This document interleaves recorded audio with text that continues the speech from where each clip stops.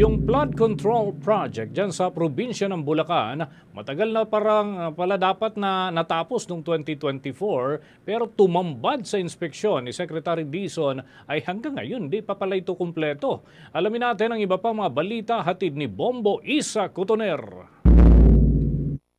Patay na pero pinipilit pang buhayin. Ito ang naging pahayag ni Department of Public Works and Highways Secretary Vince Dizon matapos makita ang hindi pa rin natatapos na protection wall sa bahagi ng Angat River, Barangay Sipat, Plaridel, Bulacan. Batay sa datos ng kagawaran, dapat ay 100% nang tapos ang proyekto noong Hunyo 2024 pa lamang dahil nabayaran na rin ito sa kontraktor ng higit 96 milyon. Ngunit ng personal na inspeksyonin ng kalihim ngayong araw, tumambad sa kanya na nagsisimula pa lamang ang konstruksyon noong nakaraang buwan. Tinuring ni Dizon na isang ghost project ang flood control wall dahil tila pinilit na lamang itong buhayin matapos magsimula ang investigasyon sa mga irregularidad sa flood control projects.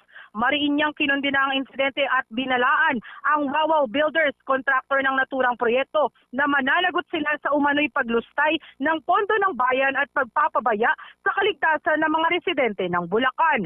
Kaugnay niyang pakinggan natin si Department of Public Works and Highways Vince Dizon. Dito, patay na, pinipilit buhayin. Kasi nabayaran na siya nung last year. Sabi dito ng DPWH, 100% completed nito last year. Pero, siguro, 3 weeks ago, umiinit. Nag-iimbestiga na ang Senado, nag-iimbestiga na ang Kongreso, nagalit na ang Pangulo. Pinipilit buhayin yung patay. Talaga, ninakaw yung 100 million na yun. Ninakaw yun. Wala ito eh. Ngayon lang ito nagkaroon eh. Ngayon lang hinari si Jojo eh. Subcon lang yan eh. Diba wala siyang kasalanan. Naghahanap buhay lang yung kababayan natin na yan eh. Pero itong hayop na Wawaw na ito, at yung kung sino man ang may-ari niya, talagang kailangan managot yan. Kasabay nito, sinibak ni Dizon sa pwesto si Bulacan 1st District Engineer Henry Alcantara matapos masangkot sa Ghost Project. Irerekomenda rin ng kalihim sa Office of the Ombudsman na sampahan ng kasong kriminal si Alcantara habang si Engineer JP Mendoza ay nasa proseso na rin ng kanyang dismissal. Samantala, inanunsyo rin ni Dizon ang habang buhay na pagbabawalan ang Wawaw Builders at Sims Construction na lumahok sa anumang proyekto ng DPWH. Irerekomenda rin ng kagawaran sa Department of Justice na sampahan ng kaso ang dalawang kumpanya dahil sa pagkakasangkot sa mga ghost projects. Kaugnay niyan, pakinggan natin muli si DPWH Secretary Vince Dizon. Henry Alcantara, effective today, is dismissed from the... Ngayon, he suspended it. Okay, he is now dismissed. I will call for a summary dismissal of Henry Alcantara. And next week, I will ask the DPWH legal to recommend filing charges, the appropriate charges against Henry Alcantara. Obviously, criminal to. Okay. No, criminal to. Pag nanakaw ito eh. 100 million. 100 million.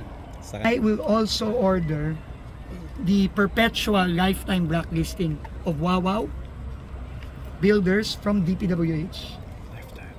And all their possible affiliates. Paban ko na rin, i-announce ko na rin, papaban din natin, kasabay ng Wawaw, yung SYMS, yung SIMS, na Bukod dito, tiniyak ng kalihim na makikipag-ugnayan rin ang kagawaran sa Philippine Contractors Accreditation Board o PICAB upang masuri ang mga irregularidad at mapalagot ang mga sangkot na contractors.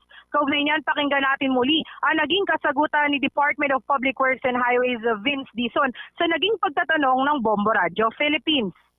Speaking of bidding, have you talked with PICAB? Kasi parang may irregularities din when it comes sa licensing ng mga ano po natin, contractors. So, maraming problema. Napakaraming problema. And kailangan natin maayos yan. Lahat, pero isa-isa yan. Hindi to magic wand na maayos. Kung ano man ang gagawin ko, basta din, maayos na. Hindi ganun to, matagal na proseso. Pero we have to start somewhere.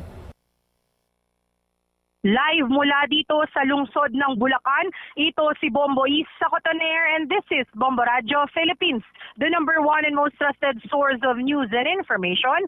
Sa radyo, Bombo. For the most trusted source of news and information, visit our website at www.bomboradio.com. Follow us on Bombo Radio mobile app, Facebook, YouTube, TikTok, and X, formerly Twitter. Like, share, and stay connected. Anytime, anywhere.